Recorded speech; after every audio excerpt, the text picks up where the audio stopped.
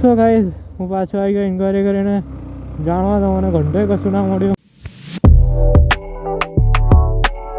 So guys કેમ છો બધા મજામાં? Welcome back to my YouTube channel the riders journey. આજના વ્લોગમાં એક નાની સી સિટી રાઇડ છે, બીજું કંઈ નથી. હું અત્યારે કોલેજમાં ઇન્ક્વાયરી કરવા માટે જાઉં છું. મારા એડમિશન લેવાનું છે એના માટે એ કોલેજમાં અત્યારે હું જાઉં છું. NID national institute of designing. મારે એકચ્યુઅલી એડમિશન લેવું છે બેચલર ઓફ ડિઝાઇનિંગમાં કાં તો BTechમાં, બેમાંથી કોઈ એકમાં. એટલે હું જસ્ટ ફીઝની જ ઇન્ક્વાયરી માટે જઉં છું કે શું છે અને કેવી રીતે છે. અહીંયા ટિબેટિયન માર્કેટ ખુલ્યું છે સ્વેટરનું. હું તો સ્વેટર્સ પહેરતો નથી બહુ, હું તો જેકેટ જ પહેરું છું. આવા મેં તમને આમાં દેખાય તો એવા જેકેટ જ પહેરું છું. સિગ્નલ કેટલા 10 સેકન્ડ વધારે રિવરફ્રન્ટ પર બી કેમેરા લાગી ગયા તો ધીરો ચલાવવો છે, નહીંતર મેમો ડાયરેક્ટ ઘેર આવશે. એક્ઝેક્ટ મેં કોલેજ જોઈ નથી, ગૂગલ મેપ્સ પરથી જવાનું હતું, બટ મેં થોડો રસ્તો યાદ રાખી લીધો છે. એટલે અને મારા જોડે ફોન એક જ છે, એટલે મારે આવી રીતે જ જવું પડશે.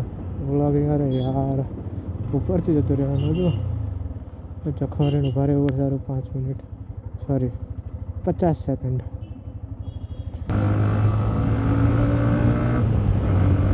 ત્યાં હું એકવાર પહેલાં ઇન્ક્વાયરી કરી લઉં, પછી તમને બી બધું કહીશ કે કેવી રીતે છે, શું છે. અને કોલેજ બી કહીશ કે કેવી છે કોલેજને, કેવી નહીં. અંદર તો હું વ્લોગ નહીં કરું કેમ કે મને તો બહુ ઓવર ફીલ લાગે બધા વ્લોગ કરવામાં. અમારે સરદાર બ્રિજથી રાઈટ લેવાનું છે. સરદાર બ્રિજ કદમમાં બ્રિજ ખબર નહીં. કંઈ નહીં, ચલો આપણે હમણાં થોડી વારમાં મળીએ.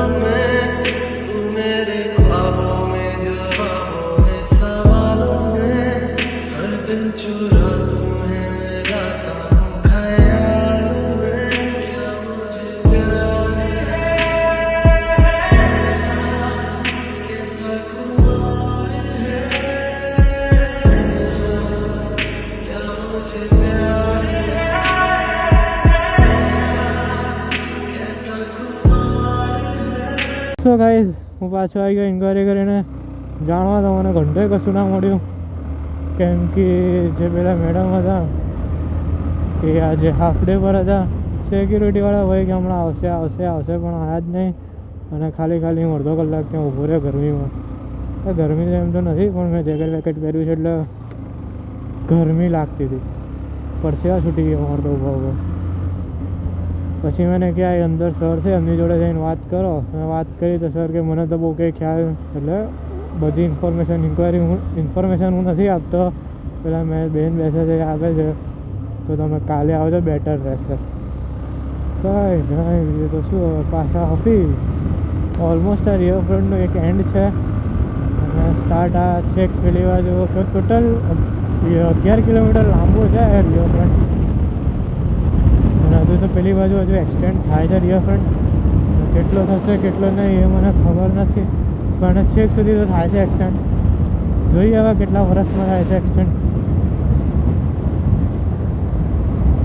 બાકી આ રિવરફ્રન્ટની જગ્યાએ પહેલાં બધું સ્લમ એરિયા જ હતો. એક નાની સી નદી હતી અને બધા રહેતા હતા ઝૂંપડા ઉપડા લગાવીને. એવો એરિયા જ હતો પહેલાં.